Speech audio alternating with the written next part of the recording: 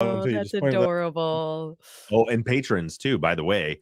I have audio of the Web of Death panel. I have audio of the Adnan Syed panel. I have audio of the comedy show, but I'm waiting for that one at least for video. Fuck yeah. But all those will be Patreon bonus content Cool. that we will publish later. So like when we run out of these episodes, we'll start laying those out for you guys. Ooh. Had I had them a little earlier, you would have not had to have an off week on Patreon. I would have published one then, but you're gonna get them.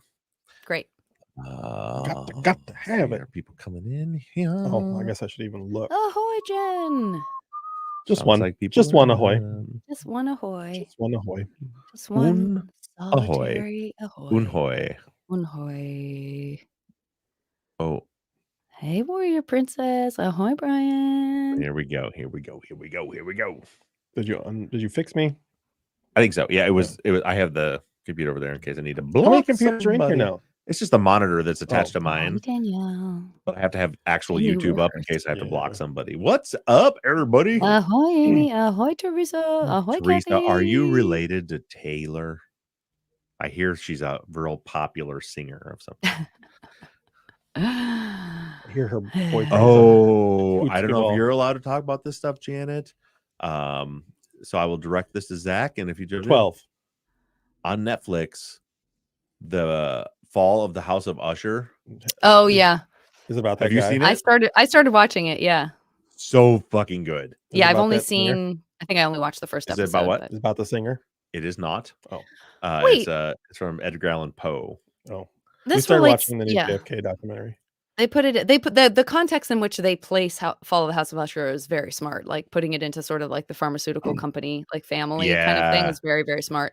But I just am realizing now as we're in the chat So that's that 7 someone o'clock was on really the dot. excited to meet me in Minneapolis, but I don't remember anyone from Truth and Justice coming and Oh yeah, seeing somebody me. did say that a Remember? couple weeks ago. But Yeah. and it just occurred to me, I'm like, wait a minute, like, I didn't, whoever it is, and I wish I could remember, but Yeah, I do recall that though. somebody was, I thought I was gonna meet somebody, and now I'm realizing I can't remember any. So you T&Jers. being a person who is literary, didn't know where that was going. growing up with an English teacher for a Yeah. father. Yes. Have you read a lot of Poe? Oh, not really. I mean, I know I read some stuff in school, but I never like sought out Poe beyond that. I'm so upset now. So I went to the barbershop this morning, got my hair cut, and the guy cutting my hair was like loves Edgar Allan Poe. Hasn't Mhm. watched the series yet, but we got to talking about all the because Becky has read some of it, and she's like making little references. So I almost want to go back and like read all these Poe stories and then go back and watch it, because apparently the way it's broken down is if you look at the title of every episode. Mm-hmm.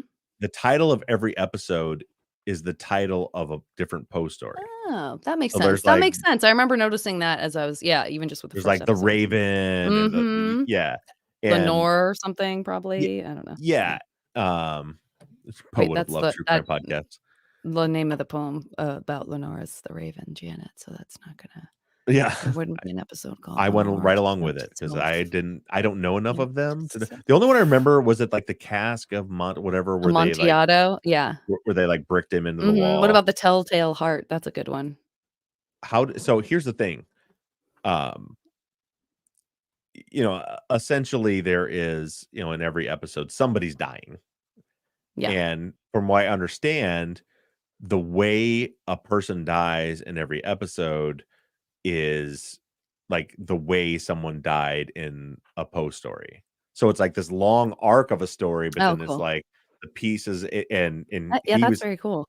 When I was talking with the guy at the barbershop today, he's like, without having seen it, he's like, oh, if that's how it worked, like if you really know those Poe stories, it would be even cooler because you're like, and Becky does know, so because all I know is like at one point something was happening. She's like, the pendulum. And I'm like, huh? Oh yeah. This is all very vague to me now. And Joelle wants to know if it was the other Bob Ruff that cut your hair, by the way. It wasn't. When I moved away from Bridgman down to where I live now, it's too far of a drive. So it is Bob Ruff's cousin who cuts my hair now. Is their last name Ruff? No, not rough. Yeah. Zach, what is this? What do you have going on there? What are you doing? I'm just waiting. Did you have something to say? Oh, Zach. Yeah, we started watching the new JFK documentary, which is way fucking better than the new fucking thing. I was gonna. It's not. It is. But I was gonna ask Gorgeous. you. So for my class, our next project. Mm-hmm. So we've done like interview. Hold on. Have you seen the new No. JFK? Then you can't say it's better. Okay.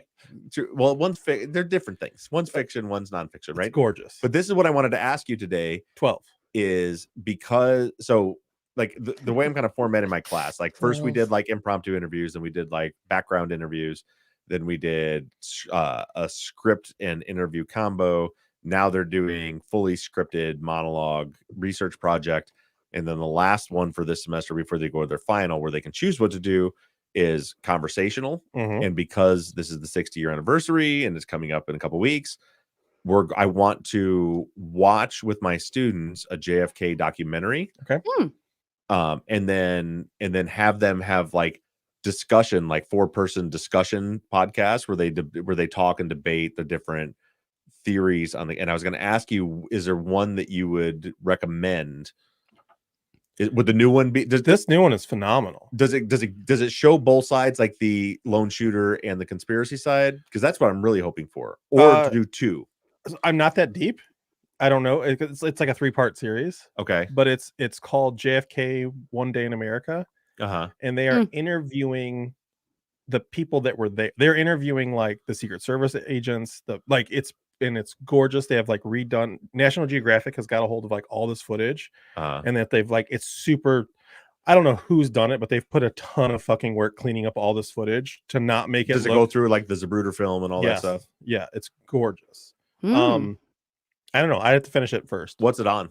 It's on Hulu. It's like a Hulu. Yeah, it's a National Geographic thing that Hulu's put out. Okay, I'll have to check that out. But so it's 3 parts. That would work for me because I could do it over a few days. But the big thing that I want to do is I want to show them.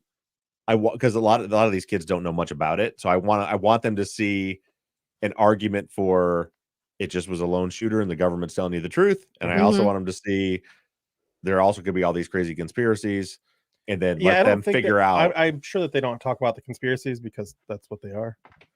That's not that they're just says you. Yeah, I know, but Yeah, but I mean, there's enough. I think with National Geographic, there's enough legitimacy to the reasoning behind a lot of it that I would think they would at least touch on. I'm sure that they will. Yeah, I'm sure that they will. The footage. I don't know how you can talk about it without talking about that. I mean, it's such a huge part of. Yeah, I mean, conversation also, around. If you watch the footage again, watching the footage that's in there's a lot of things that I'm like, oh, that debunks stuff right there. Like the whole like grassy knoll shooter.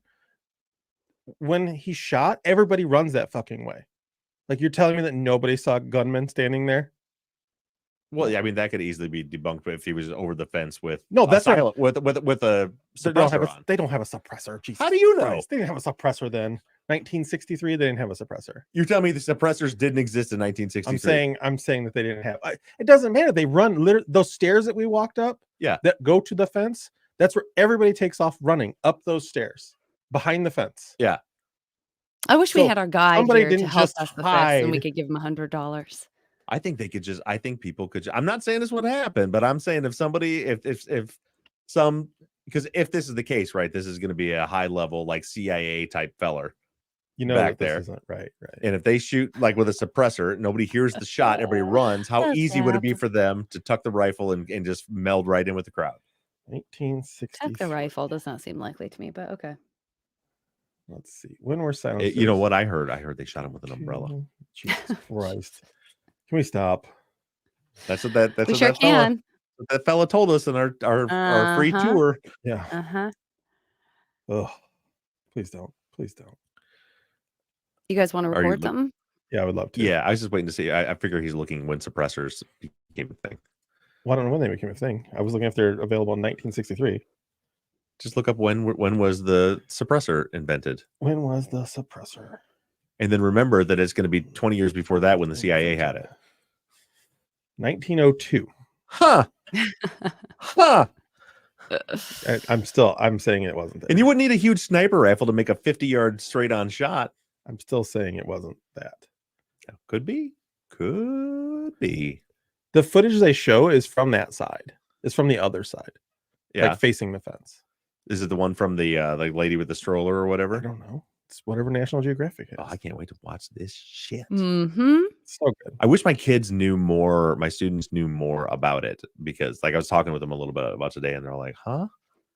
Well, I don't know. I'm like, how do you like? It's like I know it's 60 years ago, but it was 35 years ago when I was in school, and we still talked about it for like months in history class." Ooh, Teresa says I saw one documentary which puts forward a pretty convincing theory that the fatal shot was accidentally discharged by one of his own SS detail. Oh, I've heard that theory too. Oh, I heard a heavy sigh from Zap on that one. Zach's biased because his granddaddy thinks that it was a lone you shooter. You are 100% right, but I will also put him up against anybody in this debate. I will put him up against anybody in this debate. I'm going to do more research. I'm going to bring him back in here. I would love for you to do that. I would love Me it. too. I would love for you to debate him on this. Yeah. All right. We should record this thing because I'm going to watch the last episode of The Fall of the House of Usher tonight. Great.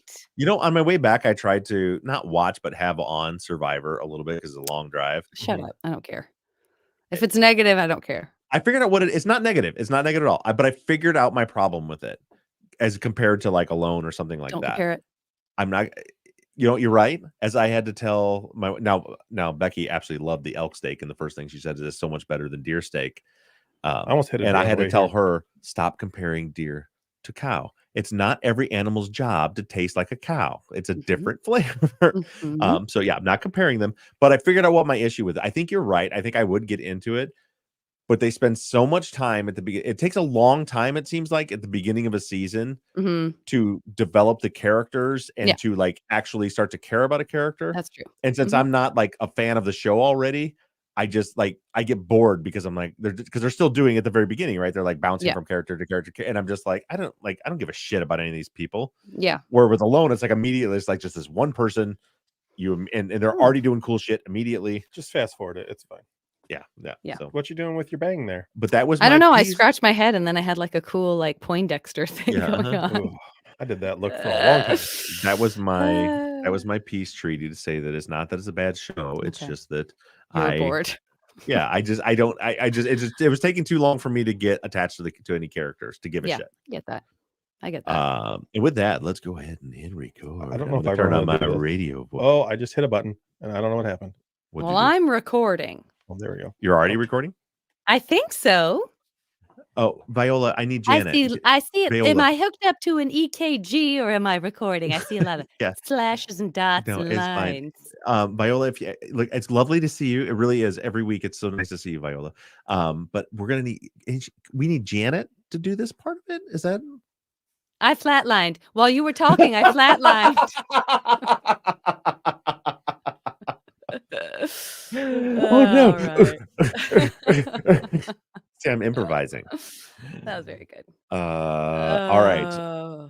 1, 2, 3. Oh, that was good.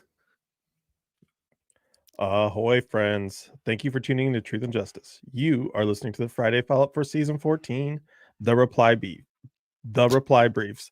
God damn it! I'll just stop. I like the reply beef. You do have beef with this. Hey, Brandon, what's going on? How are you? What's up? What's up, B? What's up? You are listening. God damn it. I already said that. You are listening to the Friday follow-up for season 14, The Reply Briefs. Prosecutors v. Adnan, part 3 and 4. There was a lot covered these past 2 weeks. Bob discussed the rest of the timeline on January 12th and also had a deep dive into the Nisha call. Bob is back from his adventure, and the three of us are back in studio ready to discuss it all. It's my turn now, right? It's your turn now. All right. First things first. First of all, hello, everybody. I'm super glad to be back. Our patrons get a full hour-long detailed breakdown of my trip. But before we dig into that, I want to get right into it because we did cover 2 episodes this week. There's a lot to get into, and this is the first episode where I'm really curious your thoughts because which one? Well, the 4th one. Okay. Where they covered the Nisha call, because that is like meat and potatoes, very, evidence, data-driven information. And so you heard me do my breakdown of it, and then where you heard all the facts, everything laid out on the table, and then you went in and listened to how they presented that same information. What was your takeaway? So I'm gonna back up for just a second and not get too crazy. I didn't know the whole theory was that she was murdered in a Best Buy parking lot. That's really the fucking theory? Yeah. That seems absurd to Welcome me. to this case. That's so crazy. we're so into the weed. Talk about losing the forest for the trees. Like we get so into the weeds. I think I do mention a couple times that how like I mean you eventually got into the theory, but I was like I didn't know that was the. All I knew is that Hay leaves and they find her body in Lincoln Park. Yeah. And I know that there's this trunk pop, but I didn't, and I know there's the meeting at Best Buy, but I never realized that like the theory was she was murdered in the Best Buy parking lot. Yeah. So this is the thing that I find ridiculous about it. The idea of them of things getting out of hand and her being strangled in the parking lot isn't like totally out of the question, because evidently that was one of the places where they would go sneak away and have sex. There's like a remote part of the parking lot. The thing that gets me is then dragging her body out of the car around to the back and picking her up and putting her into the trunk in the Best Buy parking lot is where I'm like, okay, nothing's that remote. Yeah. I mean, I don't know this exact Best Buy, but when we see Best Buys all over the place, they don't seem like they have any, even like the back lot isn't that remote. Yeah. And someone could always pop out for a smoke break or anything. I said, when you get into like dragging the body around to put it in the trunk, that's where you lose me. It seems absolutely absurd to me. Yeah. Sorry, I know that I'm like the last person to realize this. Right. But no, but that's what makes this kind it. of I know. It's I don't want to I mean I guess it's fun. You guys are like way off on stuff and I'm like surprised by the big things still. So that's good. It puts it into a different perspective. The one thing, so I won't go into your bit at first, but the one thing is they continue to sound unbiased. There's a lot of times that they try to come across, they'll mention things. I know in episode 3 they talk about where'd it go? They talk about one of the calls being a red herring, which we kind of agree on. Yeah. So they seem like they're trying to play that real unbiased, like, hey, we're just giving you the facts here. There's another spot where they talk about the serial drive test, and they're like, they even concede, they're like, that's too close. There's no way that could happen. Again, kind of really alluding to the fact that they're being unbiased with their presentation. Yeah, they're very good at disarming you. Yes, particularly up front. So it's like, hey, I agree. The 236 call couldn't be the come get me call. Yeah, I mean, so they are very charming. The whole idea that Nisha, or that the Anisha call is a way for them to create an alibi seems bonkers to me too. Yeah, like I don't really understand the whole concept of we're in the mid.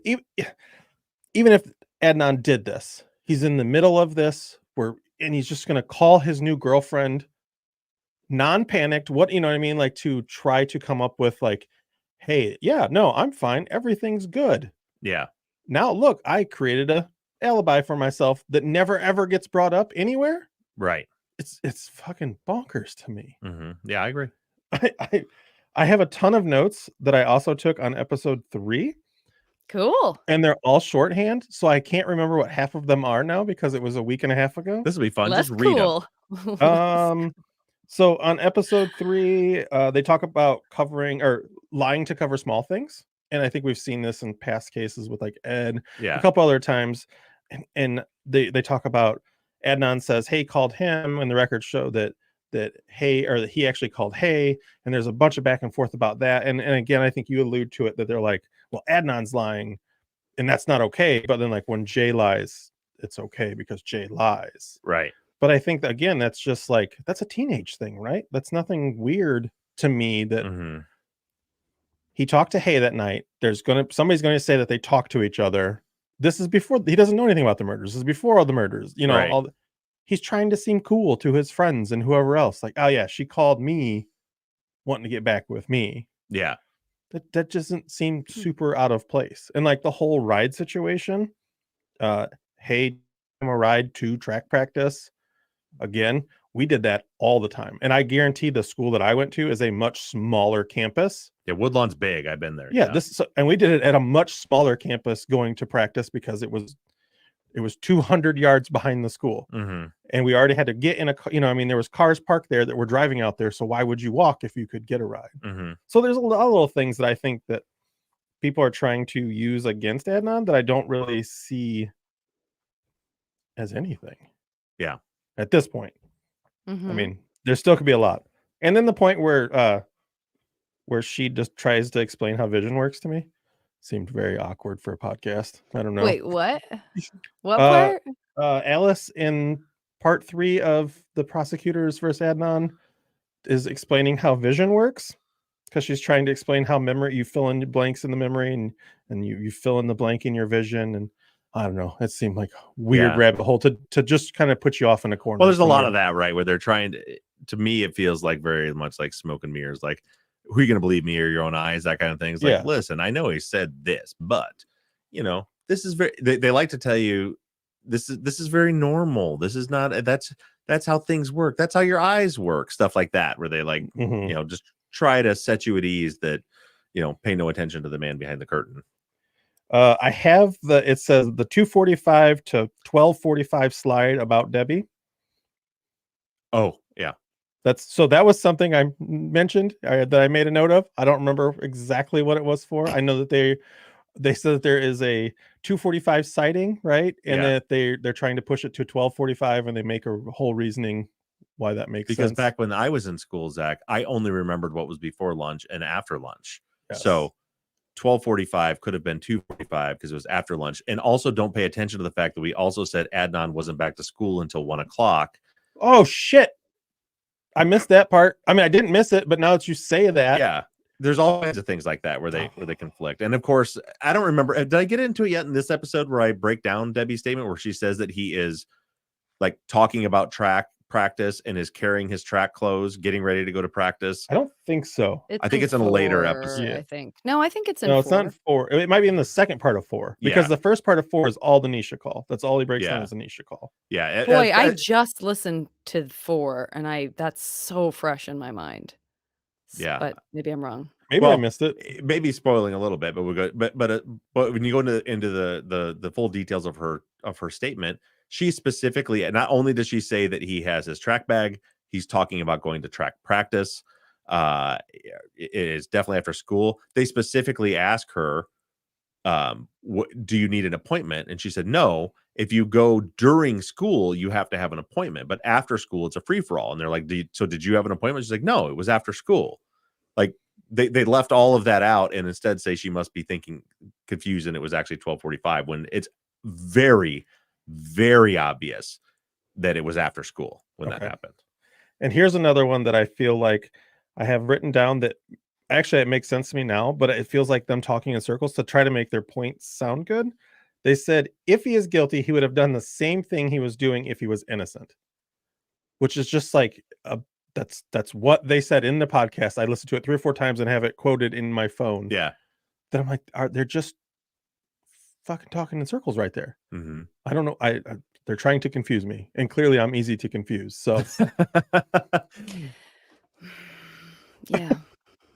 All right. I mean, so all the inconsistencies, I know I said this before, but it just reminds me of someone who wrote a paper in school based on a friend's paper because they didn't do their homework, and then they're talking about the paper and they sort of maybe get some stuff wrong, but they don't know they've gotten it wrong because they don't know the case well enough. I mean, I don't know. Research. It's not their experience. I mean, that's what keeps when you call out specific things and they're just in direct conflict with something that was said moments before. I don't know. I can't wrap my head because I give them the cred of like being very smart people. And so I can't, like, I'm a smart person and I was a good student when I was a good student. But if I tried to pull some shit and cheated on something, like, that's the time that I would be like, yes.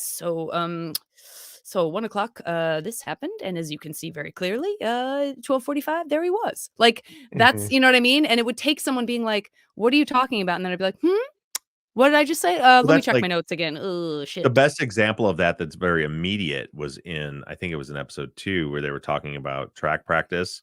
Maybe it was episode 3 where they, I don't remember which one it was, it's been so long ago, but where they in like the same breath say, so he dropped him off at track. It was something like he dropped him off at track practice at 4, and they picked him up at track practice at 4. And it was just like, wait, what? It was like I had to go back like 10 Yeah, times. I Like, mean, what? that's yeah. You don't notice that if you're reading an outline that doesn't necessarily you didn't put the time in. I don't know. Like again, I'm trying to be positive and give them like a pass. Like, oh, I'm not mad at you guys anymore. You just didn't do like you don't know. Like you're I, advancing an idea that like I'm not sure you even really know what you're saying. Like, hey, Brett and Alice, like, hi, you guys are funny and great. Hey, why would you do this?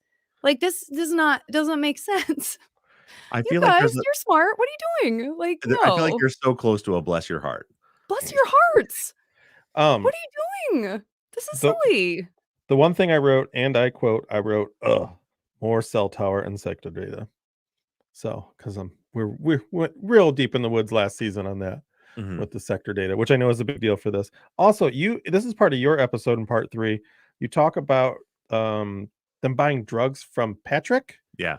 Is this like a known, like, I don't know, like, again, I'm literally learning all this So this stuff. update we'll get into more later, but actually this week for the patrons, the one that's coming, I get into Jay's statement. Okay. But there's a number on the call log. Also, I should point out, I do correct this in the episode, in a further episode, but in this episode, when I was re-listening to it, I keep talking about a 345 call.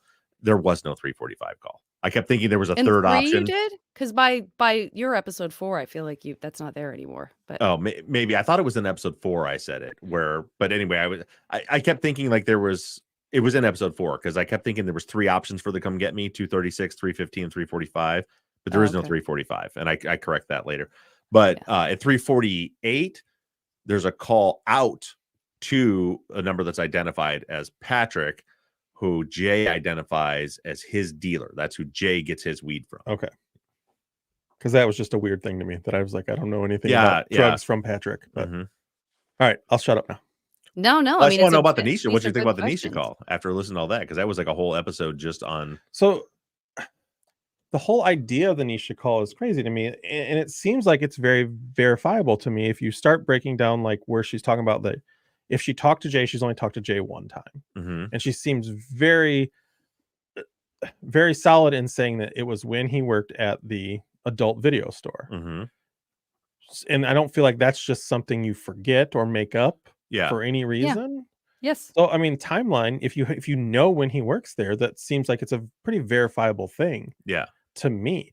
And you were also there. Obviously you were part of the panel where we talked about this at Obsessed Fest. Yeah. Where we talked about like just the timing. Yeah, the time of how like they couldn't have been in the car together because the timing just doesn't work. And I think you did a really good job of breaking that down. I'm trying to remember, I could go through everything. I mean, you even gave it some pretty preposterous timeline on the good end of it. You know what I mean? Like a lot of leeway. Yeah. And it still didn't line up properly for the Nisha call to work. And I think you hit something on the head too. You know, it seems like a long call, but if it's a landline and she doesn't have anything, it would just ring. Right. It would just ring and ring and ring. And eventually, I mean, I don't know if someone would hit the button again or what it would be, but it doesn't seem that preposterous that it's a butt dial to me. Right. Especially that time of day. The interesting thing to me was when you listen to, obviously you listen to me, and it is clear to me, it is very clearly and easily proven that that was not the two of them together making that phone call. It's impossible. It's literally impossible. Yeah. But then after that, you went and listened to them where the way they told it, it was very obvious that it was the two of them together. So, I mean, I did. Here's the problem I have is I think because I listened to you, I was immediately rebuttaling it in my head as they're saying it. Right. So it was I almost needed to listen to the episodes the other way, I think. Instead of listening to you first and listening to them. Well, what my hope was that you would do, not that you'd be rebutting them the whole time because I tried not to give my opinion, just to give the facts, for you to have the actual facts in your mind, for you to experience hearing them give you a different set of facts. Okay. You know what I mean? So like when they're saying the call happened when Nisha said it happened, when it actually she said it happened in the evening, but it was at 3:30. Stuff like that. Like I kind of wanted you to have in your mind, like that's not true. That's not true when you're hearing it. So you actually know the facts before they present. And I don't know what's the right order. I think it's just a lot. That's a lot. I think to this week I'm going to go the other way. Yeah. I think for this new episode, I'm going to go the other way and just see what happens. Yeah, that'd be good. I think you should do that. Because I am trying to go in and try to learn the case as best I can from these 2 episodes. But I do feel like, I don't know, I feel like either way I'm going to listen, I'm going to be a little biased, right? Yeah. Like, I feel like if I listen to your episodes first, I go in kind of trying to figure out what they're doing. And then if I go into their episode, I've already got my mind made up by the time I get to yours. Well, maybe that's better because that's kind of the idea is everything I'm sharing in the reply brief series is actual facts, the full facts. And the whole reason I'm doing it is because they're presenting things as facts that aren't. Yeah. So maybe that's better for you to like go and let them make up your mind. Okay. And then go through and hear, oh, now that I hear what the actual facts are, does that change your opinion or does it leave you in the same place? Yeah, I think that's the order I need to go in. Yeah, I think it's a good idea. Okay. Yep. And with that, we should get into, I know we got a bunch of listener questions, so let's get into that. Also, hi, Janet. Hi, everyone. Yeah, I mean, I think you mentioned it a moment ago, but there are a couple of things coming in an upcoming reply brief that address just a couple of the things that you mentioned, like the extra call or like the call that doesn't exist. And there's a little bit of stuff around Inez and her testimony or her interviews and when they happen and all that stuff. So that's coming up. And I think the Inez stuff, didn't I front run that last week? I tried to get that out ahead of time. Did I make a mistake on that in the follow-up? Was that last week? See, this is a problem because I think you did in the follow-up, but not in the right. Yeah, I wanted to let everybody know in the follow-up. I do correct it in the episode, but in the follow-up want to let people know that Inez's statement, there was another police statement before that one. Yeah. With the county, not with the city, where the wrestling match is back again for that one before it. So she's not quite as reliable as I was leaning on her pretty heavy in this episode. So I want to let you guys know before you heard it that gets more complicated later. Yeah, we definitely have some Inez mentions, and I didn't want to just throw them away, but I felt like we should kind of put that lens on it when we're talking about them. Yeah. But before we get to that, just a couple of, pure thanks from Rihanna and Jennifer. I'll just read Jennifer, a bit of Jennifer's, just saying she appreciates the reply briefs. She says, when I first listened to the prosecutors, I was really confused because honestly, I had listened to so much so quick that everything was a blur. I'm really loving this recap and rebuttal. Adnan is absolutely 100% innocent. And Rihanna had said something similar, which was sort of like, thank you for helping me undo the mental gymnastics that I had to do by listening to their coverage. So that's from them. Kelly J just popped in to say, I thought I had remembered that the track coach didn't remember if Adnan was at practice. But we've talked about that. I don't know if we've talked about it on here yet. And and even really in the reply briefs, I get into more detailed later. But yeah, so that was the thing with Coach Tsai is when he's interviewed and in a few, it may even be the episode's coming this Sunday. I get into it deeply. His statement to the police was that he doesn't remember what day it was, but what he does remember was that there was a warm day in January where they were able to practice outside. They can't practice outside unless it's above 55 degrees or something like that. And there was one day in January where it was warm, where they practiced outside, and Adnan was fasting because of Ramadan. And he had Adnan was stretching and walking, and he walked the track with him, and he talked to him about Ramadan and why they're fasting and stuff like that. And he says that he arrived on time and he left on time that day, but he can't say that it was January 13th. And sadly, Gutierrez, Adnan's attorney, didn't connect a lot of dots that had she connected would have made things a lot better for Adnan, because what we know now is that there was only one day that could be. There was only one single day during Ramadan when it was warm enough to practice outside, and that was the day of the murders of January 13th. So it's even Brett and Alice agree that Adnan was at track practice on January 13th. Well, as we mentioned earlier, there's at one point they say Jay dropped him off at 4 and picked him up at 4. Another time they say they dropped him off later. Jay says he took him back to track practice after sunset. Sunset was at like 5:08 p.m. And so they say clearly that means he dropped him off at 4 o'clock. Like none of the times work or any of that stuff. They're all over the place. But what they do agree is he was at track practice that day. They say he got dropped at track practice simply to be seen to create an alibi. They also say that he started that conversation with Coach Tsai in order to create an alibi, even though Coach Tsai's statement specifically says that Coach Tsai is the one who initiated the conversation. So why and when he was there, we very much disagree on. And I'm not even giving you my opinion. I'm just giving you what Coach Tsai said, that he was there on time. He left on time. He's stretching. And as we mentioned, well, that was at the panel at Obsessed Fest, Yeah. but you stretch at the beginning of practice, and that's what he was doing when Coach Tsai was talking to him. Right. But their take on it is that he was there just to create an alibi. My take is that he was there just because he was there and he's supposed to be there the whole time. But nobody disagrees, even them who believe that Adnan is guilty. No one disagrees that Adnan was at track practice on January 13th.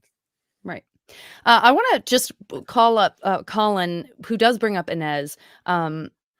Not so much because there is because Inez made different statements at different times, and it's very difficult to tell what she was being influenced by when she was making those statements. We'll get into that in this future episode, but I do want to call out. Colin says she would have left. Says Hay would have left school around 2:45, 2:50. Presumably, if there was a queue of people waiting to buy stuff when Hay got the drinking hot fries, which you did mention in episode 4, it would have been there sometime before. It would have been there sometime before Inez left. Do we have any time frame for this? What time did the snack shop open? What was the earliest she could have left the school? And then Donna says, and why didn't the other kids waiting for snacks get interviewed or come forward? So the reason I wanted to just pull this out is some of these questions we don't have the answers to, but that's part of the problem, right? Like no one else was talked to about whether they saw Hay waiting in line. If Inez described a line of kids waiting to get snacks, it's unfortunate that, there's no evidence of anyone else being asked, etc. Yeah, the best we get is Inez relaying the conversations that she had with other people that were there. So she says everyone there said that Adnan wasn't there. So something to that extent, implying that she had asked other people, did anybody else see Adnan? She said that the car was running, and she just ran up. But as far as like this whole case, if you're of the mindset that the police knew they didn't have the right guy, and that is, again, I say it in one of the episodes, but a couple of the episodes, it's not my belief is not like some grand conspiracy theory where they sat down and said, let's frame Adnan. I don't think that's it at all. I think that they got that anonymous tip, which we haven't covered yet, that there was an anonymous tip to look into him. So they pull his phone records, they talk to Jay, and they realize they do what they do. Ritz and McGillivray do what they do. It's been documented in 4 other cases. They get Jay. According to Jay, when they contact him, he gets caught with a bunch of weed, and they start leaning on him and pushing him and threatening him. And eventually he says, Adnan did it. And so at that point, I think there was a time when they believed that Adnan did it. And then once they get the statement and it's all over the place and it's impossible. And so that I think they're in the position where on one hand, we have a witness who is saying that he knows for a fact he's a direct witness to the murder. That's an easy case to close. On the other hand, it doesn't look like he really did it because this guy doesn't know anything. So when you're in that circumstance, if you're guys like Ritz and McGillivray, then the last thing you want to do is go gather more information.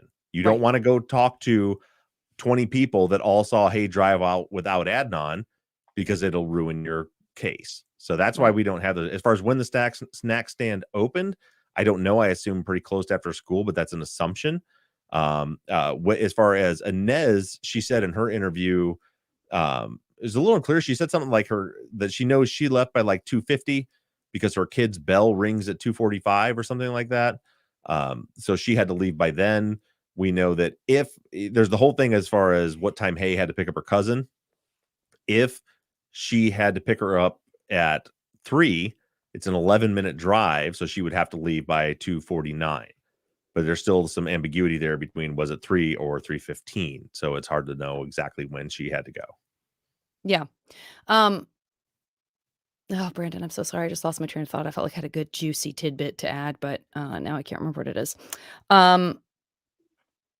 Sorry, give me just 1 second because I feel like I really would love to be able to remember what it was. I was like, this is a good thing to say, and it is related to things that people have said. And then I started looking ahead at the future question, and I wiped my own brain. Okay, maybe it'll come back to me. So Sarah says, when Adnan said he called Jay, Jen says it also. Are they calling him on a landline? When Adnan says he called Jay, Jen says it also. Are they calling him on a landline? Or does he also have a cell phone or pager? If Jay was a pot dealer, even small time, seems like he would need a way for people to get in touch with him. Yeah, so I don't think that Jay was quite the pot dealer that he made himself out to be. I think that was part of because as far as I know, he did not have a cell phone or a pager. That the call from the call record was Adnan calling Jay's house, calling the landline. So yeah, it does seem odd that someone who is a drug dealer doesn't have a car, doesn't have a phone, doesn't have a pager.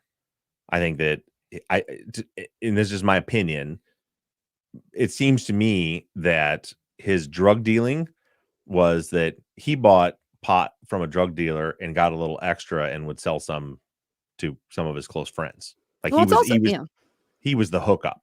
He But wasn't a it's drug also dealer. possible that Adnan was hoping, or it happened that Adnan did have a cell phone and a car, and so that was a reason that Jay was wanting to spend time with him, or that they both wanted to spend time with each other. Is like, hey, I got this hookup on your end. You got the stuff I would need to be able to like make a little, money, a little side hustle. We both like to smoke Yeah. weed. Like maybe we could make a little money. Again, that doesn't make anyone a murderer. I remember what I was going to say, which I'll just say clean. Sorry, Brandon, because it still works in this context.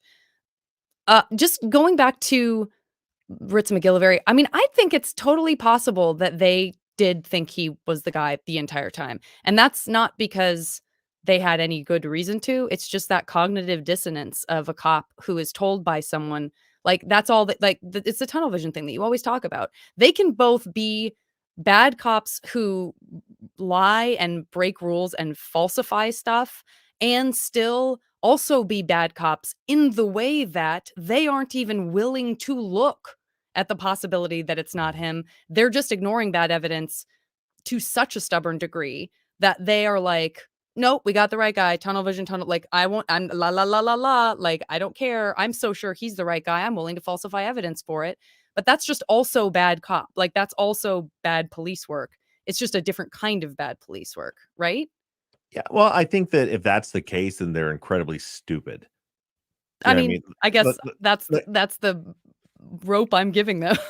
Yeah, like in order for that to be true, they have to be complete idiots. Like if Jay can't tell them where the car is, and Jay can't remember where he showed him the body, and they have to literally like lay out the second interview is super interesting if you haven't heard it or read it. Like Jay gets so confused. They're literally telling him, there's the whole tap tap tap thing, and Brett and Alice will later criticize that and kind of joke about, oh, tap tap tap, but it's literally, you can hear them tapping through a list, and then you hear Jay say, oh, sorry, yeah, oh, I missed the top spot, and goes back and rereads something. And then at one point he gets so flustered, Jay says, can we turn the tape off for a minute? Can we turn the tape off for a minute? So that he can like recompose himself and figure out like where he's supposed to be in the story. Like if all that's going on, mm-hmm. and they still think, yeah, but I think this guy really knows something, then I'm just saying, morons. you know how cops are. If there's still such a problem with police officers believing that they could ever elicit a false confession from someone, that they are just so stubborn about that. Like, that's the same attitude as the prosecutor. Like, the basic story lines up. This guy would never put himself at the scene of a crime. He would never say that this guy killed him if he didn't killed someone if they didn't kill him. So we just have to go from there. Whatever bullshit this guy's spinning, he's spinning for some reason. But the crux of it is, nobody's going to give us a false confession. That's not a thing. He's not going to put himself in the middle of this story just because we threatened him a little bit with some pot. Like, no big deal. This guy's not going to do that. You know what I mean? It's just, again, it's a cognitive dissonance. It's like amazing what our brains will let us get away with that doesn't make any sense because it protects our point of view and perspective about the world and makes us feel safe. That's all I'm saying.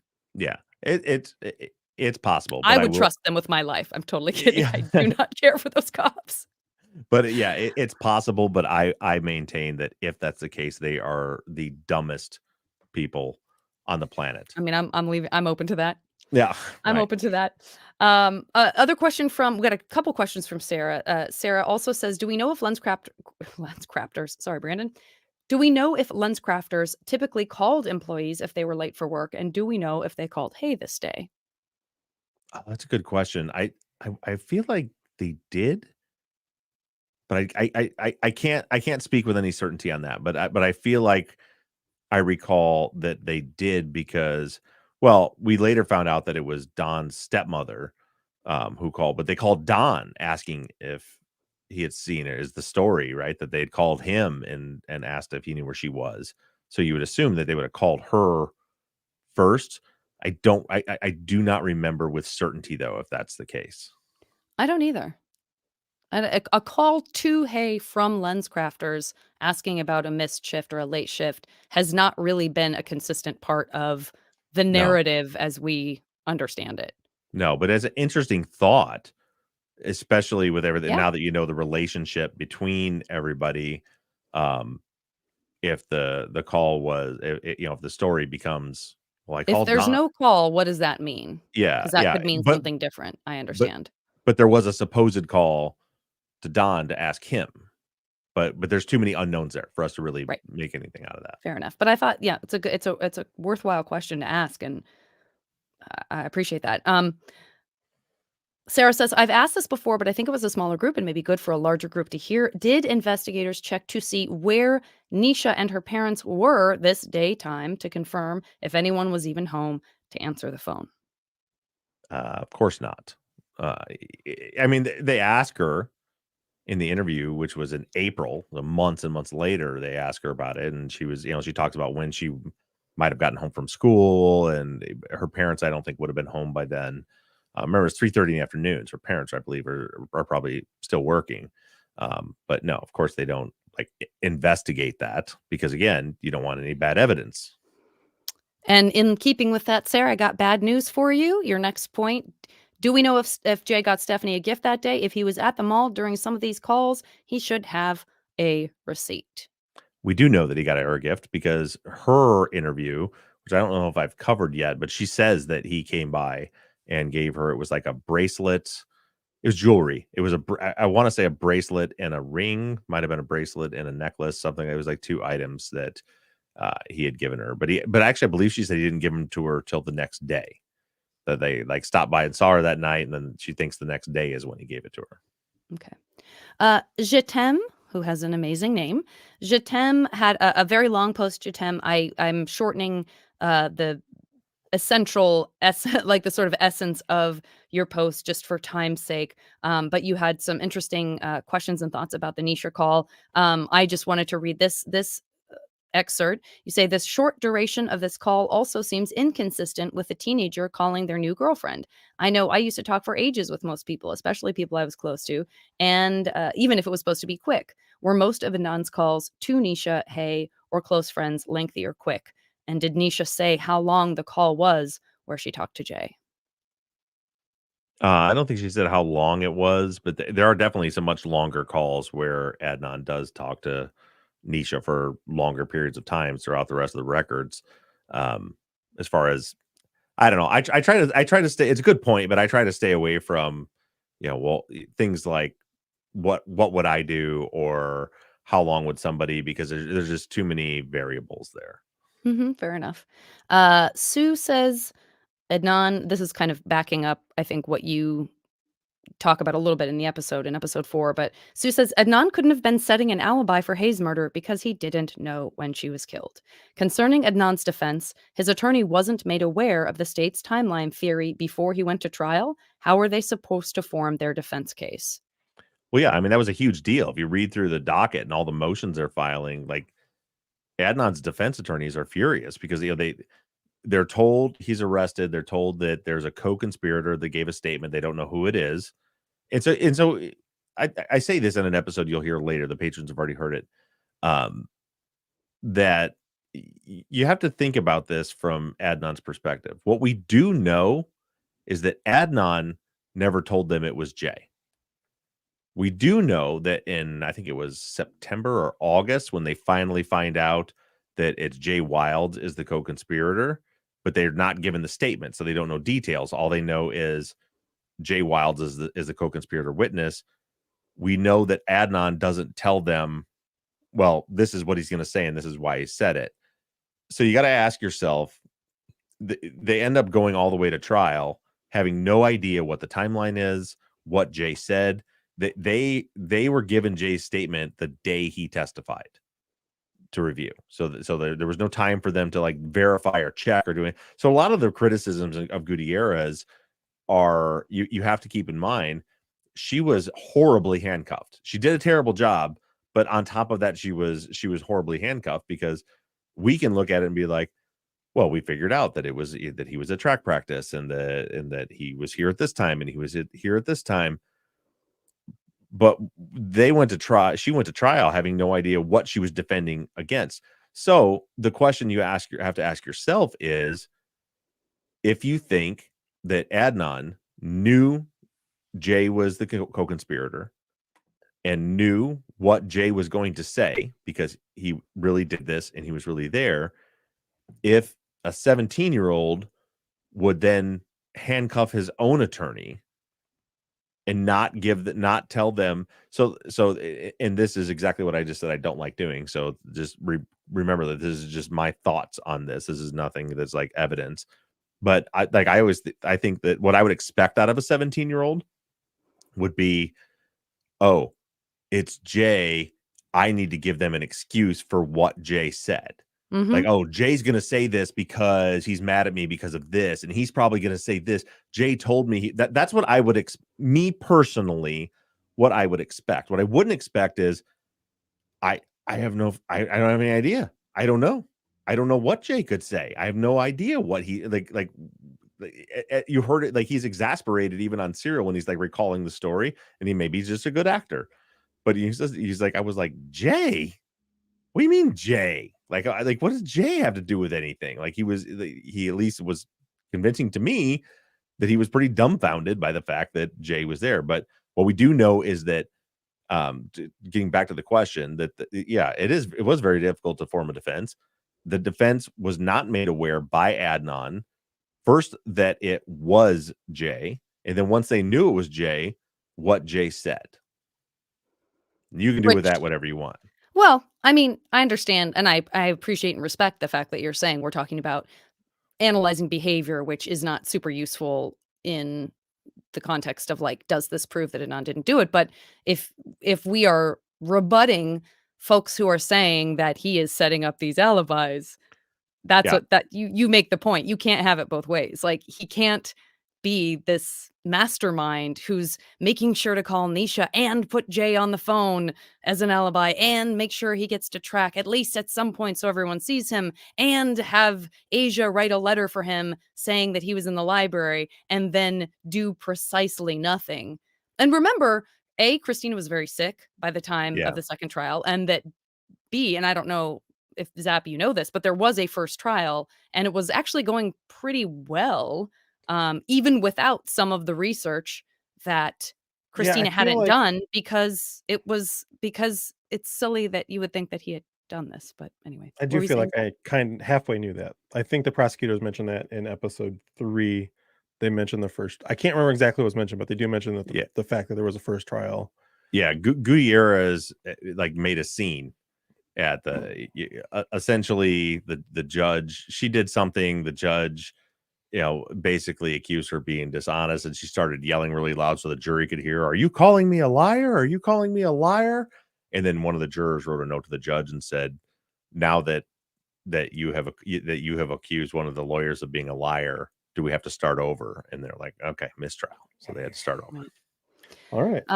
But yeah, if especially if you listen to Undisclosed or Non-Story, the book, you'll hear a lot of information about Christina's health and sort of that. I think it's really well documented in those places about exactly what was going on. And I don't know if we're going to get this. And we are so far not there. But as far as, another person who exhibited a type of behavior in a different case that could very easily also apply to this case, I look forward to potentially talking about that.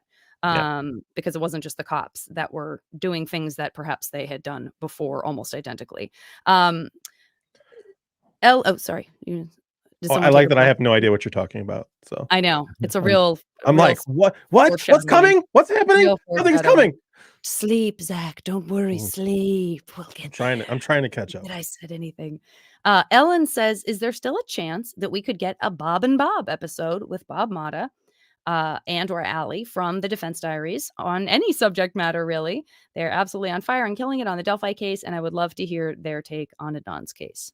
Yes. So Bob, I hadn't had a chance to reach out to Bob, but through the grapevine, he heard that I had said that I'd love to have him on, and he is listening. I don't know if he was already listening to the reply briefs, and that's how he heard it, or if somebody told him, but he's listening now. But he reached out to me and said, yeah, he would love to do it.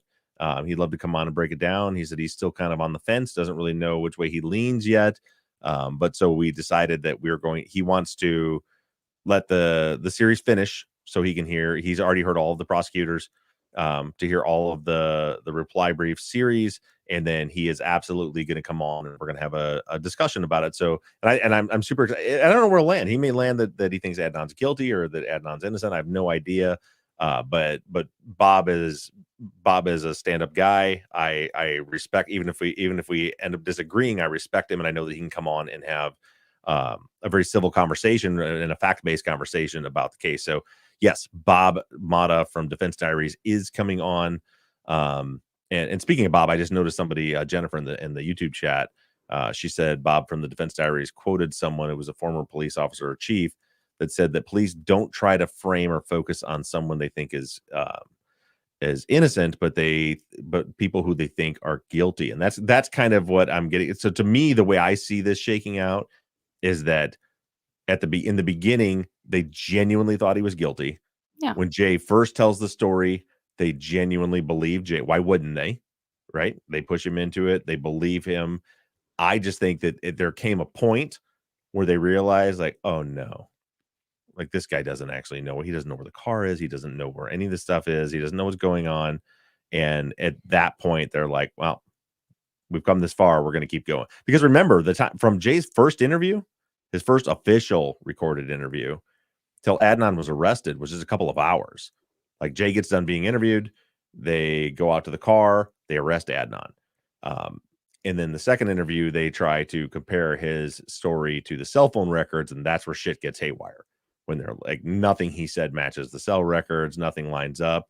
So, I think it's very possible that at the time they arrested Adnan, that they probably believed he was guilty. They were probably a little, because I don't believe Jay knew where the car was. I think they were probably a little bit like, seems like he should have known where the car was. And seems like his story should have lined up with Jen's better than this. But, how do they reconcile it? I mean, maybe I'm jumping ahead, but how do they reconcile that? Or do they just pretend that it didn't happen? Well, yeah, we're going to get into all those. Essentially, they just keep bringing Jay back in, and it seems pretty obvious to me. They basically write a bullet pointed timeline for him, and he completely changes the story. Jeez. Yeah, and the reconciling it is just like, well, Jay lies, so it's okay. Because he does it. Yeah, like he gives this whole story in his first interview, and then you look at the cell phone records and you're like, none of that's possible. And then the story changes to try to match the cell phone records, but then they figure out that, oh, whoops, they mislabeled the location of one of the cell towers. And so they added a place into the story that he couldn't have been because they mislabeled it. So then they change it again back to a different place. He just keeps changing Good it. Lord. Yeah. Yeah. I just didn't know if they were like, if they just tried to be like, he's a pothead, so he doesn't remember everything, or if they just let it go. They spin it. They spin it at trial that he's like, he was just trying to lessen his involvement and that he was trying to protect people, but it's like nonsense, right? So like they went to Patapsco State Park, except for there's no possible way they could have gone. So okay, well then they went to Jen's house and they went to Christy's house, and like none of it is protecting anyone. Like it doesn't nothing helps anyone else be less culpable by any of the versions of the stories, but that's just kind of the spin they give it. Well, I just think I just think a lot of people seem to think above and beyond what has happened with this kind of misrepresentation of the facts recently that's come out and been more public. There were always people who, from the beginning and from Serial and even through Undisclosed or whatever, they continue to think that Adnan is guilty. And so I'm just saying, like, something's going on there, and it ain't because Adnan is guilty. So I don't know why, but the same thing that's going on there may be at play with police who just decide that someone has said that someone did it, and so they're just going to stick with it forever, and that the prosecution does the same thing, and then, I don't know. I It's think just confessions just weigh so heavily on people, even when that's they're kinda provably what I'm saying. false. Yeah. I mean, look at the West Memphis 3, the Jesse Miss Kelly confession. I mean, it's clearly provably false. Like, I mean, they in the recording, they're leading him where they need him to be. Yeah. And people still believe that they're guilty. Mm-hmm. I mean, there's time after time. Look at this, the Stephen Avery case with the Brendan Dassey. Mm-hmm. I mean, he walked himself into it. Stephen Avery may be guilty, maybe not. I don't know. But with Brendan Dassey's account, it's, people believe it because that's what he said, when we pretty well know that Brendan Dassey had nothing to do with it. I just want to say that Nick in the YouTube chat wins the internet today. He says at one point Jay said he was on the grassy knoll. Yeah. Oh. What a mess, Nick. What a mess. I hear what you're saying. I'm picking up what you're laying down. What a mess. Okay, final question. Emily says, in your opinion, after all the podcasts, all the appeals, all that has come out about false confessions and the scrutiny, why has Jay not come out to say he was a dumb kid trying to get out of something and basically just told the police what they wanted to hear and figured it would eventually get worked out? I feel like we talked about this on last week's follow-up. I also feel like we've had a lot of conversations about this, including the one live in person. So I can't remember where the last place was that we talked about our lack of surprise that he has never said that. So Yeah, you want to just reiterate that? Yeah, because I think that was in the live panel where we had that discussion. Okay. So interestingly, that is one of the things that Bob and I were disagreeing about on Twitter a couple months ago. Because he was kind of saying, basically reiterating that same thing. Like, Jay could be a hero. He could come out right now and say he lied and be a hero. Why wouldn't he? And it's kind of my position on that is it's kind of what I was talking about before, right? So like you can't you would do or what you wouldn't do. There are so many layers to this to begin with. One, as a white guy in the Midwest, I can't even comprehend some of the reasons why a black guy from Baltimore might not want to come out and say, "Oh, hey, I didn't just snitch. I lied to put somebody in prison because I was scared of going to jail." There's also the elements of a person's character and moral compass and ethics that you can't put a meter on it. Like, I could sit back and say, well, I can't even sit back and say what I would do. I can sit back and say what I'd like to think I would do, but in that situation, I don't know.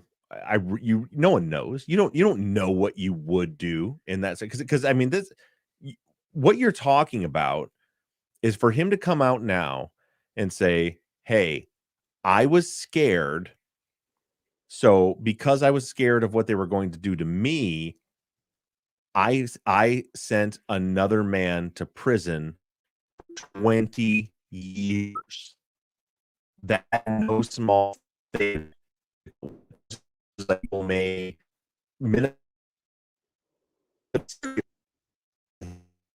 he may be the hero to a bunch of middle class white folks listening to podcasts, but he may not be the hero to his friends, to his family. Things like there's just so many. So that's all I would say to anyone is keep that in mind, that we cannot comprehend. And regardless if you were a person of color or you're those are only getting you closer. You cannot know what is going on inside of any other person and know why they may or may not do something. I would also add, have you heard of the internet? Because that is a place where people feel very comfortable making death threats on a regular basis to anyone for any reason if they are in the public eye and it's a controversial thing. I mean, I shudder to imagine a moment in which I am the sole keeper of a truth that is part of a highly controversial, very public problem or case. And I'm tasked with coming forward and saying that, and then watching what happens with half of the internet. I mean, it's terrifying. So, above and beyond anything local, I would be very concerned and uncomfortable with the idea. He's already been in the spotlight so much and been called a liar and had, domestic issues outed and all of this kind of stuff. Like, I don't know. I'm not surprised at all that he hasn't said anything. And honestly, I don't know if I would. And I wish I could say I was a better person than that, but I really don't know. So I got to give him a weird kind of pass on that one. Yeah, and for me, it's not even so much giving a pass, but just all I'll say is I am not. If I'm right, if Adnan is innocent, and Jay truly knows nothing, he absolutely knows nothing about this. It's not that Jay did it and blamed it on Adnan, but what I believe is that he literally has no idea what happened to Hay. If I'm right about all that, I am not at all surprised that he has not come forward and been and said, "I was just kidding, guys," or here I'd like some sympathy, because he wouldn't. I'm not surprised. That's all I'll say. Doesn't surprise me one bit. Right. And Nick, shout out to you in the YouTube chat. You said as soon as Jay says he lied, people will just say Jay's lying now, and Jay won't say anything because he gets slaps on the wrist from the police. But it just, even the first part of what you said, once you're living in a world where we've seen it happen. We've seen it happen with people who, certain brothers who said certain things, said they saw their brother do something or knew their brother did something, and they say, I lied then. The usual, what's in the playbook for somebody who's interested in winning and not interested in the truth is for that person to simply say, well, they're lying now. They're just lying now. So, who cares? Who cares what they're saying now? So I agree with you, Nick, too, that, would it even make a difference? Like, what reason does he have to think it really would make a difference, or that anyone would let it make that much of a difference other than just the court of public opinion, Yeah. And I certainly wouldn't expect him to come forward now. If he was going to come forward, for those of you that listened to the first season of Truth and Justice, that I actually spoke with Jay. I mean, I was messaging back and forth with Jay. We didn't speak on the phone. And at that point, I really thought that he may come clean. We had a pretty lengthy back and forth conversation. And he didn't. He was pretty non-committal, really. Actually, some of my conversation, like Rabia has the screenshots. I think she put them in her book, even the conversations that we had. But like, he wasn't he wasn't non-committal, or he wasn't committal to say no, he absolutely did this. He was kind of cryptic the way he talked. But I thought maybe at that point because then he could have been the hero, right? Adnan's still in prison. He's still, we're talking 8 years ago. There's a lot of appeal left to go. There's a lot of stuff, and he's already been shut down these appeals. He could have then maybe garnered a little more public support if he came forward and said, no, I lied, and helped get Adnan out of prison. That would not necessarily be all forgiven, but that's more of a hero than if he were to come forward now that Adnan's already out. Like, okay, now that you've gone through all this, you spent 20 years in prison, and now you're out, you're on the outside, and you're trying to start your life over. Now I'm going to come forward and try to be a hero for what? Like, no, yeah, again, not surprised. Yeah. But makes for a very interesting conversation, as usual, with these folks and this chat and the Facebook posts and everybody here. So thank you for keeping our brains working, everybody. Yeah, I'm very much enjoying this, and I'm still trying to get my brain wrapped around this this low altitude that we're in now, and that's right. Now you're a mountain goat who lives yeah. in 10,000. Yeah, a heated house and everything. So I think I'm back in the swing of things now. So make sure you tune in on Sunday. Next Sunday we are covering the rest of the prosecutors, part 4. It's to be part 4.5 in our series because as you guys heard this week, I took a solid episode to go through all the facts regarding the Nisha call. And there's a few episodes like that. You're going to see episode 6 is going to be a 2-parter. I'm learning as of today, as I'm writing, that episode 9 is going to be a 2-parter. Okay. What I find is when you get to a point in their series where there's something that looks really bad for the state's case, they move real fast and get past it real quick. So episode 9, in one episode, they break down both of Jay's interviews. So for those of you that are on Patreon that are up on the current episodes, that's what's coming this week is the first part of their part 9, which is about Jay's interviews.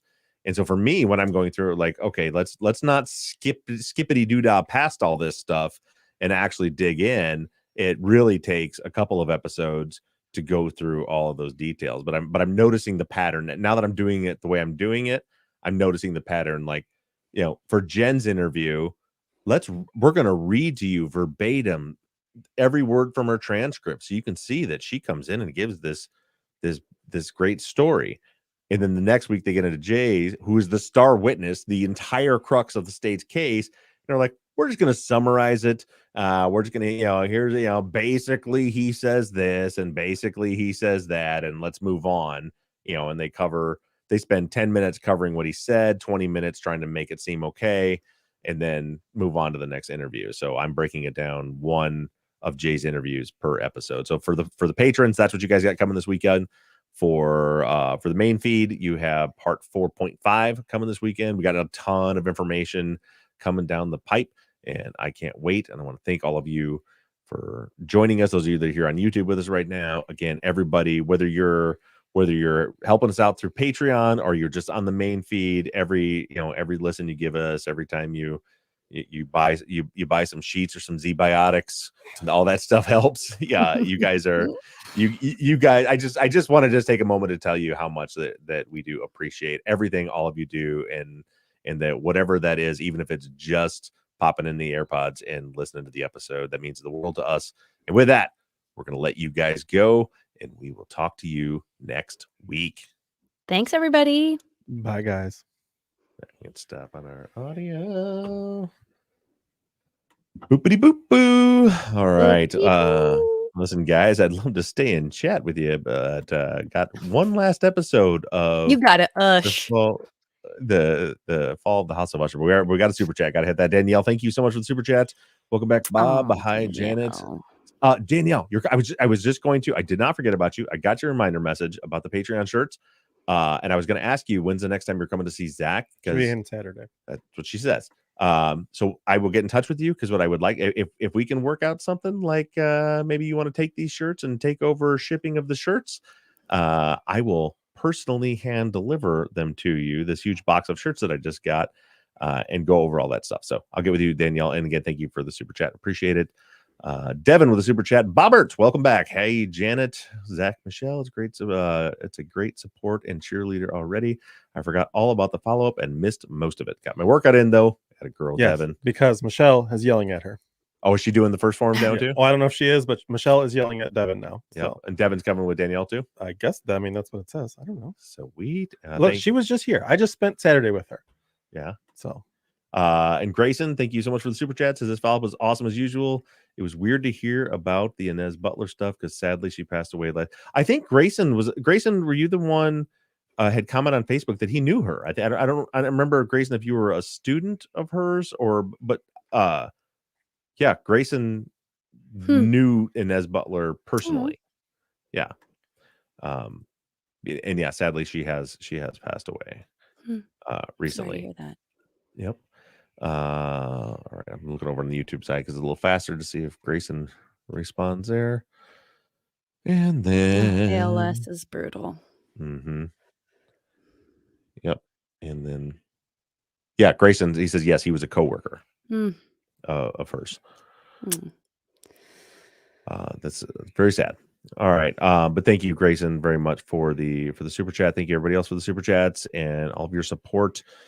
And we're gonna go get some stuff. I don't know how to end this stream. I know I am too. I have not recovered still from being back. I'm sure you haven't. I have refilled those calories, though. I'll tell you that much right now. When we got back down the mountain, we went. So it was weird. So you don't realize when you're cold for 8 days straight. Like got back down the mountain and like went in my hotel room and then was like so flushed and hot. I was like stripped naked in my hotel room. I was like burning up. I thought I was sick. And don't you go get mental image. Don't get any ideas, Janet. Just felt like you painted a picture there. That's all.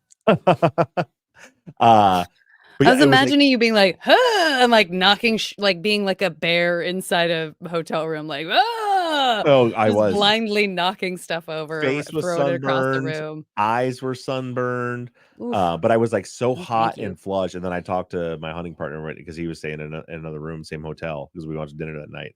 And the first thing he said is like, when you got in a room, were you just like dying, like feel like you were melting? And I was like, and it was like, well, yeah, we haven't. Like we maybe got that tent up to 45, 50 degrees. Yeah. Like that's the warmest we've been all week. So yeah, all of a sudden you walk into 65 degrees and you're like, what's going on in here? Because you used to, like when we were up there, like if it got to be 30, you're like, whoo, heat wave. Feel that? Sun shining. Just picture you like Will Ferrell having a fit in the hotel room. That's what I pictured. It was a lot of that. Yeah. A lot of that. Yeah. Yep. Yeah, so then we went with the other guide and we looked up one of the guys wranglers that had the horses and mules. Was it because we're like, I could use a vegetable. I haven't had a vegetable in 8 days. And he's like, oh, place in Steamboat Springs called the Orr House. He said they have a famous salad bar.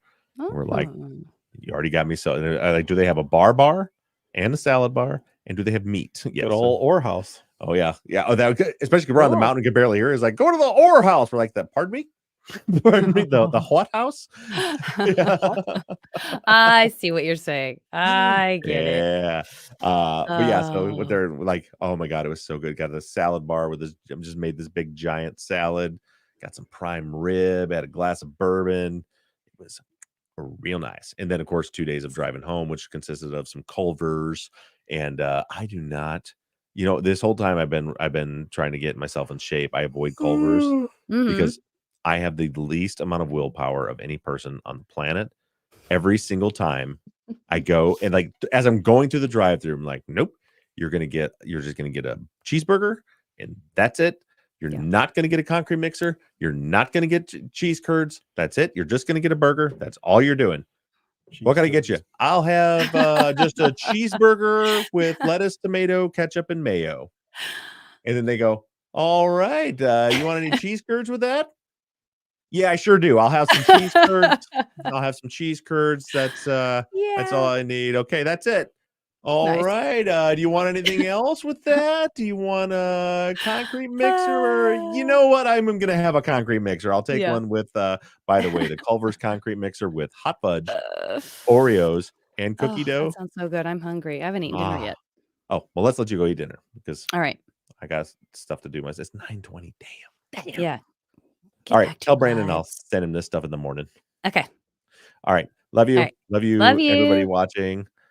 Bye-bye. Oh, shit. I'm going to talk to Grayson. I'll talk to you on Facebook. I just saw Grayson said he knew Hayes' brother. Oh, yeah. So we'll chat. All right. See you guys. Wait. Oh, no, I got to do it this way. I got to edit to, I got to remove that.